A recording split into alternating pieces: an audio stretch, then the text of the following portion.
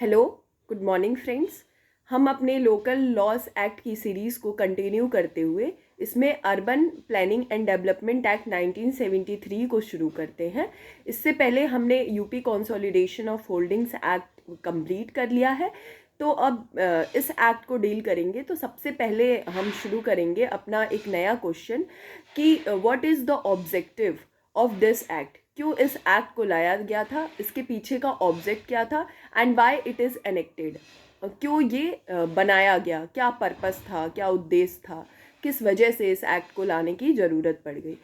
तो हमारा पहला पर्पस यही था, ऑब्जेक्टिव यही था, to plan the urban areas of Uttar Pradesh according to plan.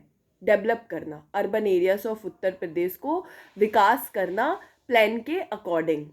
और 3 इसके बेसिक ऑब्जेक्टिव है जो हम डिस्कस करते हैं। To deal with the urban town planning and development. Urban शहर में कैसे टाउन प्लानिंग की जाएगी और कैसे विकास होगा, ये पहला काम था इसके पर्पस के पीछे। और दूसरा, to establish the development authority, एक डेवलपमेंट अथॉरिटी का गठन करना। अब उस डेवलपमेंट अथॉरिटी को किस आधार पे, किसके बेसिस पे हम गठन करेंगे, तो वो बताया गया है इस एक्ट में कि दिल्ली डेवलपमेंट अथॉरिटी के बेसिस पे ही एक उत्तर प्रदेश में भी एक डेवलपमेंट अथॉरिटी का गठन किया जाएगा।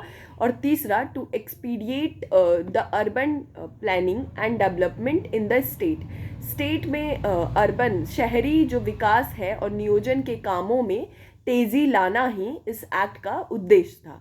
तो ये बेसिक हमने 3 उद्देश्य को देखा है। पहला तो हमारा ये था, शहर में टाउन प्लानिंग करना और विकास करना। और दूसरा, एक डेवलपमेंट अथॉरिटी का गठन करना जो कि on the basis of Delhi development authority के आधार पे गठित होगी। और तीसरा, शहर में जो विकास के कार्य हो रहे हैं उसमें गति लाना और तेज़ी लाना। तो हमारे 3 पर्पस हमने डिस्कस कर लिए कि ये ऑब्जेक्ट थे जिसके लिए इस एक्ट को लाया गया।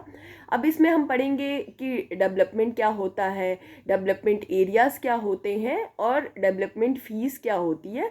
तो एक एक करके हम सारे क्वेश्चंस को धीरे धीरे इस एक्ट में डील करेंगे।